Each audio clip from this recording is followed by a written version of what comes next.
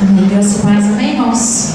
Convido você a abrir sua Bíblia no livro de Atos dos Apóstolos. Vamos meditar um pouco na palavra do Senhor. Atos dos Apóstolos, capítulo 2. Já está ali, do versículo 42 ao versículo 47. Como nós estamos falando nesse mês de unidade, somos um. É um texto que me chama muito a atenção, que fala um pouco da igreja, logo no seu início, a igreja de Atos dos Apóstolos. E como com certeza nós queremos ser esse modelo de igreja, como a igreja de Atos. Encontrou aí Atos dos Apóstolos, logo depois aí de Mateus, Marcos, Lucas, João e Atos. Capítulo 2, versículo 42 ao versículo 47. Todos encontraram? Estou vendo gente folheando aí ainda? Não achou? Isso. Diz assim: eles se dedicavam ao ensino dos apóstolos e à comunhão, ao partir do pão e às orações. Todos estavam cheios de temor e muitas maravilhas e sinais eram feitos pelos apóstolos. Os que criam mantinham-se unidos e tinham tudo em comum. Vendendo suas propriedades e bens, distribuíam a cada um conforme a sua necessidade. Todos os dias continuavam a reunir-se no pátio do templo, partiam o pão em suas casas e juntos participavam das refeições com alegria e sinceridade de coração, louvando a Deus e tendo a simpatia de todo o povo. E o Senhor lhes acrescentava diariamente os que iam sendo salvos. Senhor, obrigado por esse momento, Pai, que a Tua palavra venha ser revelada para aqueles que ainda não receberam essa revelação tão especial em seus corações. Deus, que o Teu Espírito Santo ministre no nosso coração, a partir de mim, Senhor, a começar em mim. Em nome de Jesus, abra os nossos ouvidos e os nossos corações para ouvir e entender a Tua palavra. Em nome de Jesus, tira-nos da zona de conforto, incomoda as nossas vidas, Senhor. Em nome de Jesus, amém. Amém? Queria compartilhar com a igreja o tema Evidências do Espírito Santo na Igreja. Nós vemos que, e conseguimos ler também, que Atos dos Apóstolos é um momento em que a igreja tem o seu começo, onde ela se inicia. E no capítulo 2, logo no início, fala do dia de Pentecostes, a descida do Espírito Santo na igreja. Aquele momento em que a igreja está reunida no templo e o Espírito Santo então é descido para capacitar e para receber esse consolo, esse companheiro que Jesus havia prometido à sua igreja. Então o Espírito Santo é a vida da igreja. Então a igreja sem Espírito Santo não é igreja. É como um corpo que não tem respiração, é apenas um cadáver. Então se nós olhamos para a igreja e não vemos o Espírito Santo nela, ela é morta. Ela não é igreja. Apenas pessoas, quem sabe, religiosas, mas não é igreja, porque o Espírito Santo é vida. E Jesus, ele falou algumas coisas antes de subir aos céus com os seus discípulos. Ele disse assim, olha, para eles esperarem um pouco, até que do alto eles recebessem o Espírito Santo. Em João 24, a partir do versículo 49, ele fala assim: ficai em Jerusalém, até que do alto vocês sejam revestidos de poder. E no capítulo 1 de Atos, versículo 8, ele fala: mas recebereis poder ao descer sobre vós o Espírito Santo. Então, vocês serão minhas testemunhas, tanto em Campinas, como em São Paulo, como no Brasil e no mundo inteiro, em todos os países. Então, nós recebemos o Espírito Santo de Deus para testemunhar de Jesus. Só é possível testemunhar de Jesus quando nós recebemos esse Espírito Santo na nossa vida, quando nós aceitamos a Jesus como Senhor e Salvador. Pois como eu vou testemunhar de Jesus, como eu vou ser testemunha de Cristo, se eu não passei por essa experiência de conversão para conhecê-lo de verdade? Se eu ainda não aceitei a Jesus como Senhor e Salvador? Nós até podemos falar de Deus, mas nós vamos ser testemunhas de Jesus a partir do momento que nós recebemos esse Espírito Santo de Deus na nossa vida. A partir do momento que nós somos batizados com o seu Espírito Santo. Não receber o dom de língua, receber algum dom, outros dons. Mas quando nós aceitamos Jesus e dizemos: eu te aceito como Senhor e Salvador na minha vida, nós somos batizados. Nós recebemos esse Espírito Santo na nossa vida. E aí então nós podemos testemunhar de Cristo. Amém? Então nós, como igreja, nós vemos na igreja de Atos dos Apóstolos evidências do Espírito Santo. A partir desse dia, a partir do dia de Pentecostes, que o Espírito Santo desceu, algumas evidências começaram a aparecer. Nós podemos ver algumas coisas que começaram a acontecer. Então, quando eu vejo, tem uma pergunta aí, quando eu vejo evidências da presença do poder do Espírito Santo na igreja? Quando eu leio esse texto de Atos, eu comecei a pensar em nós como igreja e começar a pensar também em alguns movimentos que acontecem por aí. Então, mas quando eu vejo evidências do Espírito Santo na igreja, a primeira evidência está no versículo 42, 43. Diz assim, logo no início do versículo 42. Eles se dedicavam ao quê? Eles se dedicavam ao quê? Aos ensinos dos apóstolos. Então, a primeira evidência que eu vejo uma igreja cheia do poder do Espírito Santo de Deus é quando eu vejo uma igreja que aprende. Quando eu vejo uma igreja se dedicando ao ensino da palavra de Deus. E a palavra que se dedicava quer dizer de persistir, de conservar. Então, o que é conserva? As donas de casa aí, quem sabe os homens que gostam de fazer pimenta também na conserva, sabem muito bem. Você coloca algo dentro de vidro, ele fica o quê? Conservando. Ele dura muito tempo, ele tem uma longa vida. E quando nós, a igreja, ela conserva o ensino dos apóstolos, que é isso aqui, que é a palavra de Deus. Quando nós conservamos o ensino dos apóstolos. Então, a igreja de Atos, ela não aprendia qualquer doutrina.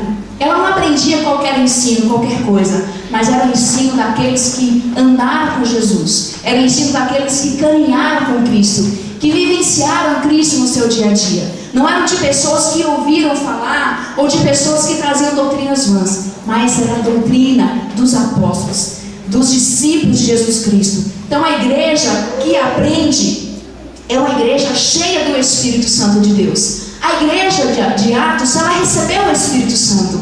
Foi um mover lindo no dia de Pentecostes, mas ela também não dispensou os mestres. Ela não dispensou os apóstolos para ensiná-los, para orientá-los, para mostrar o caminho. Então sentavam, perguntavam, tiravam as suas dúvidas. Uma igreja cheia do Espírito Santo de Deus é uma igreja que lê Bíblia.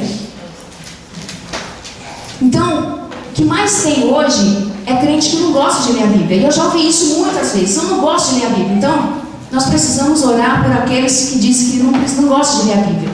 Se você é um cristão, para ser uma testemunha de Jesus, tem que ler a palavra de Deus. Porque quando nós lemos a palavra de Deus, nós não somos levados por qualquer doutrina. Nós não somos levados por qualquer ensino. E quando nós ensinamos a palavra de Deus, se você ouve algo que não condiz, você já sabe, olha, isso que essa pessoa está falando não é verdade. Não é assim que está dizendo, não é assim que o apóstolo Paulo, que o apóstolo Pedro, que o apóstolo João ensinou na sua palavra. Nós só vamos conseguir responder, nós só vamos conseguir questionar quando nós aprendemos na palavra de Deus. Então, uma igreja que aprende, uma igreja que lê Bíblia, uma igreja que gosta de estudar. Então, se você ainda não entrou no EBM, no trilho do crescimento, participe. Se você está começando a congregar agora, se você aceitou Jesus agora, então entre nesse trilho, aprenda. Pedro fala que nós temos que estar prontos para responder a qualquer pessoa a respeito da nossa fé. Então, se alguém chegar para você e perguntar: que fé é essa que você tem? Que Jesus é esse que você serve? O que você responde para ela? Você tem argumento, você tem resposta para essa pessoa? Nós temos que estar prontos. Por isso é importante aprender da palavra de Deus. Só assim nós podemos responder a respeito da nossa fé. E nós podemos também conservar a nossa fé, conservar este ensino dos apóstolos e não ser levados por doutrinas falsas, por falsos ensinos, por falsos mestres. E hoje, infelizmente, o que nós mais vemos são pessoas sendo enganadas por líderes religiosos, infelizmente. coisas que não tem nada a ver com aquilo que apóstolo Paulo, apóstolo Pedro, apóstolo João, que Jesus disse. Coisas que não tem nada a ver. Então, eu vejo evidências do Espírito Santo na igreja, quando eu vejo uma igreja que aprende. Amém? Nós somos uma igreja que aprende?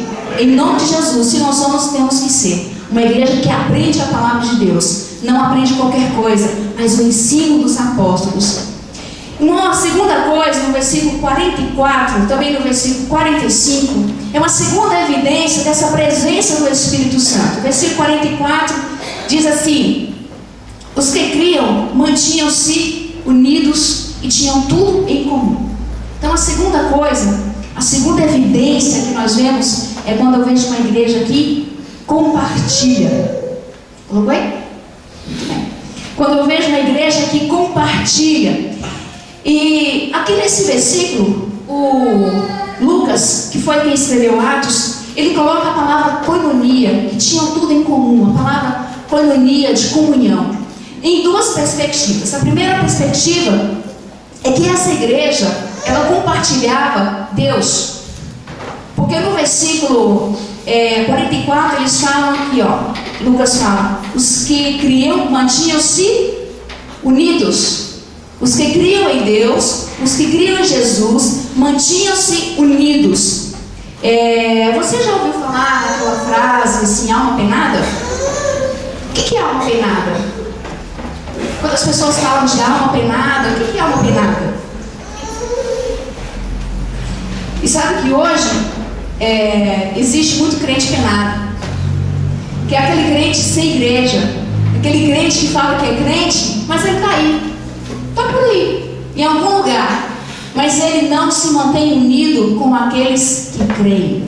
Versículo 44: aqueles que criam mantinham-se unidos.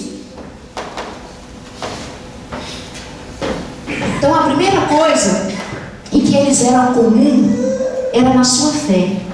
Eles compartilhavam Deus, eles compartilhavam do mesmo Deus, eles criam no mesmo Deus. E a segunda coisa é que eles compartilhavam também, que vem da palavra koinonikos, parece espanhol, né? Koinonikos, meio parecido com o espanhol, que é a segunda ideia da koinonia.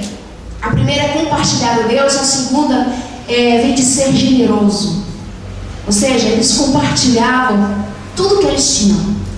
E quando nós lemos, principalmente no início do livro de Atos, fala que a igreja, que os irmãos começavam a vender suas propriedades, vender tudo que eles tinham e a distribuir aos povos, distribuir para aqueles que eram necessitados. Então, também é dar outras coisas além de Deus, além de compartilhar do mesmo Deus, compartilhar também daquilo que nós temos. Então, no versículo 45, fala que vendendo suas propriedades e bens, distribuíam a cada um conforme a sua necessidade. Então a pergunta é, que eles distribuíam o que eles tinham, né? Eu vou distribuir minhas dívidas para vocês, tá certo? Que eu não tenho casa, não tenho nada, não tenho dívidas. Então, graças a Deus, dívida eu não tenho não. Será que cada crente, cada comunidade cheia do Espírito Santo precisa viver literalmente esse texto?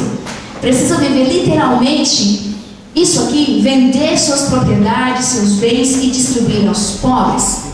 É uma pergunta que eu fiz para mim. Mas alguns discutem que Jesus, ele chamou alguns discípulos para fazer isso. E um deles, alguns seguidores para fazer isso. E um deles foi o jovem rico. O que Jesus falou para o jovem rico?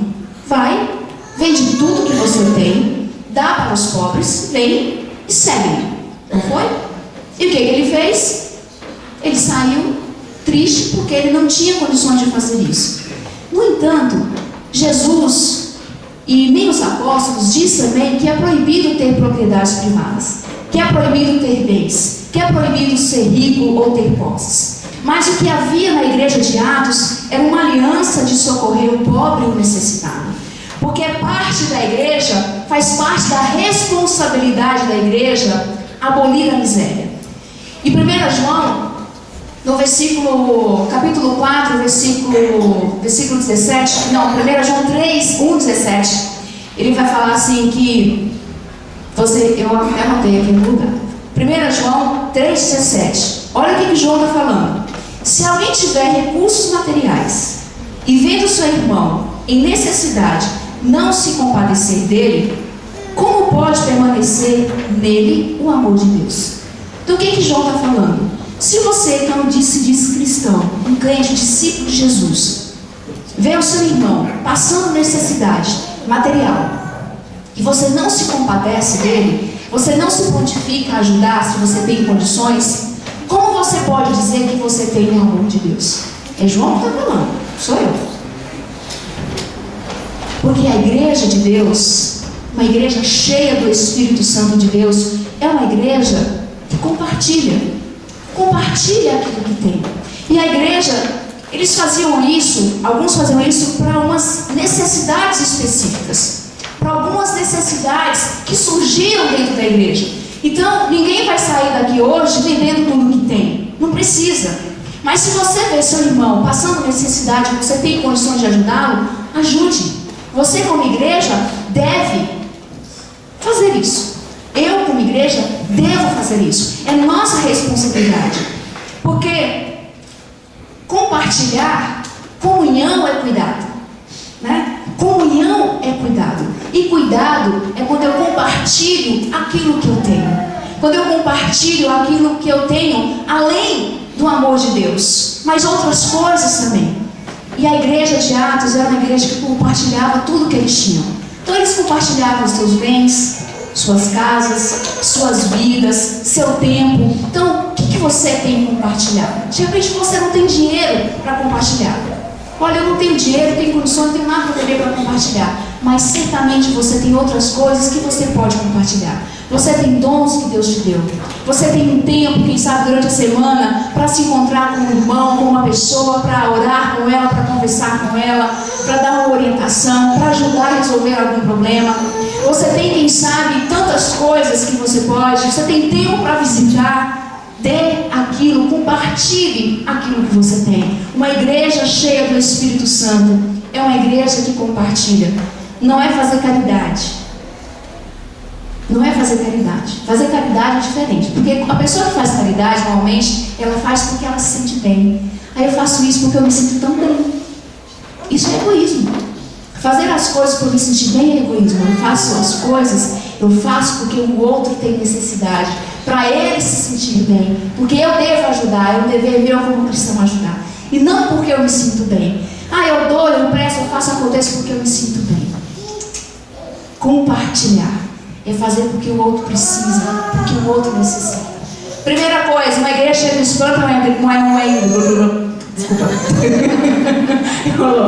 Uma igreja cheia do Espírito Santo é uma igreja que aprende. Segunda coisa, uma igreja cheia do Espírito Santo é uma igreja que compartilha. Terceira coisa, uma igreja cheia do Espírito Santo é uma igreja que ora. Versículo 42. Eles se dedicavam ao ensino dos apóstolos, eles se dedicavam à comunhão, eles se dedicavam ao partir do pão e eles se dedicavam às orações.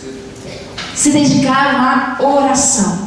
Eu acho fantástico quando eu leio Atos dos Apóstolos. É uma igreja assim maravilhosa. Seguidores de Cristo. Eu acho que nós temos que fazer um esforço para ser modelo dessa igreja, para ser igual a essa igreja, esses discípulos de Atos. A igreja de Atos, ela tinha uma ousadia, esses cristãos tinham ousadia para proclamar. E eu acredito que era porque eles se reuniam muito, eles oravam muito. Era um povo que durante todo o livro você vê eles se reunindo no templo em oração, nas casas em oração, compartilhando o pão. Aquele que estava com fome, o outro que tinha dado para comer, né? Então, assim, uma coisa muito bonita. Porque era uma igreja que não se rendia às ofensas, às afrontas, às acusações dos seus governantes. Então tem um trecho muito bonito no capítulo 4, a partir do versículo 29. Primeiramente no versículo 4, quando Pedro e João estão lá pregando para a igreja. Queridos irmãos, vocês viram o que aconteceram? Nós somos cheios do Espírito Santo e nós vamos pregar o Evangelho. De repente chegam alguns alguns soldados agarram João, agarram Pedro, levam eles para a prisão e eles foram para a prisão. E lá presos, alguns dos líderes, governantes conversaram com ele, deram lá uma surra nele, um estado, vai falar: você não vai pregar de Jesus, você não vai falar de Jesus, eu vou liberar você. Mas se você falar, eu te prendo de novo. E liberaram, eles foram embora. E Pedro e João encontrou a igreja reunida. E aí Pedro e João chegaram assim: vocês acreditam o que eles falaram para nós? Nos ameaçaram, para a gente calar a boca, para a gente não falar mais desse Jesus. E a igreja começa a orar. Se você quiser, você pode ler depois, a partir do versículo 29. E a igreja começa a orar. Sabe qual que é a oração da igreja? Senhor, olha o que esse povo está dizendo. Senhor, considera essas acusações e dê força, e dê coragem, capacita a tua igreja para proclamar corajosamente. Sabe qual que é a oração da igreja hoje? Senhor, cala a boca desse povo.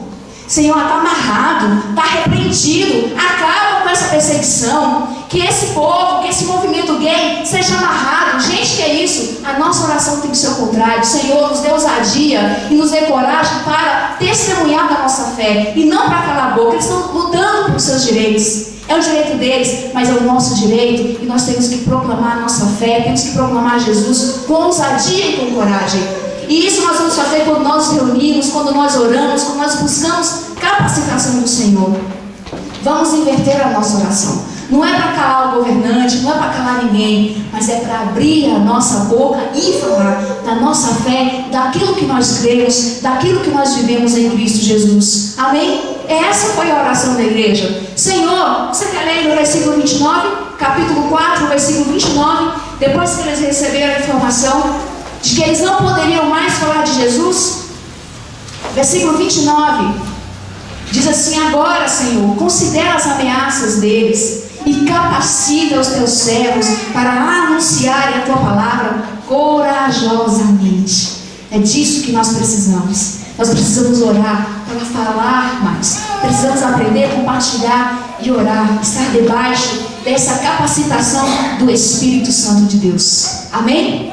Que a nossa oração seja essa: Senhor, capacita a tua igreja para falar com ousadia, para falar com sabedoria, para falar com coragem e não se calar diante das afrontas. Amém? Continuando, a quarta evidência de uma igreja cheia do Espírito Santo, no versículo 47, é uma igreja que evangeliza. Amém? Amém. Uma igreja que evangeliza. Versículo 47 diz assim: louvando a Deus e tendo a simpatia de todo o povo, e o Senhor lhes acrescentava diariamente os que iam sendo salvos. A quarta evidência de uma igreja cheia do Espírito Santo, cheia do poder de Deus, é uma igreja que evangeliza. A igreja, esses irmãos aqui de Atos, eles não estavam preocupados apenas em aprender, compartilhar e orar. Eles estavam aprendendo o ensino dos apóstolos, eles estavam compartilhando tudo que eles tinham. Quando eu falei de compartilhar sobre o roteiro da célula, Reginaldo falou: a gente compartilha blocos, cimento, terra, telhado, né? A gente compartilha tudo. Mas é uma igreja que compartilha. Eles não estavam preocupados só com isso, não estavam preocupados só com a oração, mas estavam preocupados em anunciar esse evangelho que eles receberam. A evangelização, uma igreja que evangeliza, é a quarta evidência, porque eles receberam o Espírito Santo de Deus para anunciar, para cumprir a sua missão. Mas nós sabemos aqui no versículo 47 tem uma coisa interessante, que fala assim, que o Senhor lhes acrescentava, né? O Senhor lhes acrescentava. A conversão é um trabalhar de Deus, não é um trabalhar nosso. Quem converte a pessoa a Cristo não somos nós, é o Espírito Santo de Deus. Então assim, esse é um trabalhar de Deus.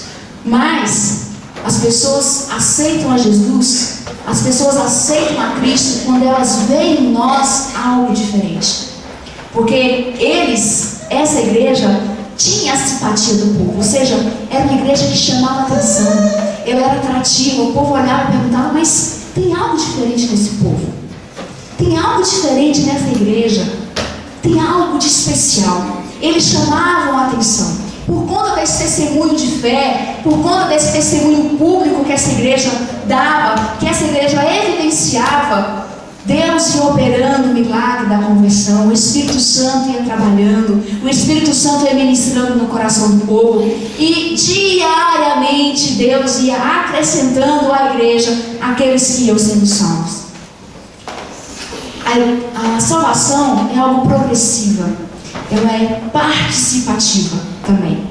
Então, quando o versículo Lucas fala que Deus, que o Senhor acrescentava diariamente os que iam sendo salvos, não é o que eram salvos, mas os que iam sendo salvos. Então, a salvação é algo progressiva, ela é algo participativa. Não existe crente sozinho, não existe, como foi falado no domingo passado, nós somos membros do corpo de Cristo, nós somos um. Então não existe crente aí solto, penado, como alma penada, como diz que eu não acredito na alma penada, mas aquele crente que fica, diz que é crente, mas ele não participa, ele não congrega, ele não vem, ele não está envolvido na vida da igreja. Cada dia Deus ia acrescentando aqueles que iam sendo salvos, e diariamente, tá aí diariamente. Significa que a evangelização não é algo esporádico, não é campanha de evangelização que fazemos, não é movimento de evangelização, mas é algo do dia a dia. Enquanto eu estou na padaria, enquanto eu estou no mercado, enquanto eu estou no trabalho, enquanto eu estou na faculdade, enquanto eu estou fazendo uma caminhada, enquanto eu estou na academia, em todos os lugares. É diariamente que a evangelização deve acontecer. Amém? E não é apenas aqui, né? É quando eu estou viajando, quem viaja trabalha para outros países, para outros estados, outros lugares. Lá também você pode testemunhar desse amor de Deus. Amém? Vamos repetir, vamos recapitular. A primeira evidência de uma igreja cheia do Espírito Santo é uma igreja que aprende, é uma igreja que compartilha, uma igreja que e uma igreja que amém? Deus abençoe. Quero chamar o Léo. Vou cantar uma canção que eu acho que a maioria aqui conhece, uma música muito bonita. Queridos, que nós sejamos uma igreja cheia do Espírito Santo de Deus, buscando aprender a palavra de Deus, buscando ler a Bíblia. Não guarde dúvidas para você. Quando você tem dúvida do Evangelho, pergunte. Mas também é uma igreja que compartilha. Chame pessoas para ir na sua casa. Se você está sozinho, chame alguém para tomar um café com você. Leve alguém para fazer uma caminhada com você. Divida, compartilha algo que você tem. Amém? Mas também é uma igreja que ora. Convidamos a igreja a orar, a estar juntos na oração coletiva. Talvez essa igreja é uma igreja que aprende, uma igreja que compartilha. Mas talvez nós precisamos orar mais como igreja, aqui, juntos, levantar nossa voz, orar e clamar ao Senhor Jesus. Amém? Mas também uma igreja que evangeliza, uma igreja que anuncia a palavra de Deus. Jesus Cristo mudou meu viver. Jesus Cristo mudou meu viver. É a luz que ilumina meu ser. Sim, Jesus Cristo mudou meu viver. Jesus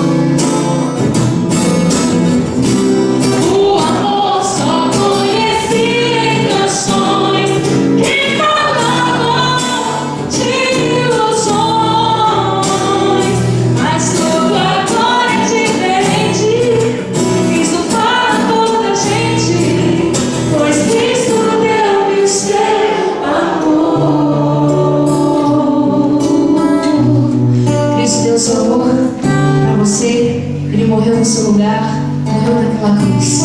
Se você ainda não tem esse Espírito Santo de Deus na sua vida, mas você quer recebê-lo através da sua aceitação, através da sua conversão.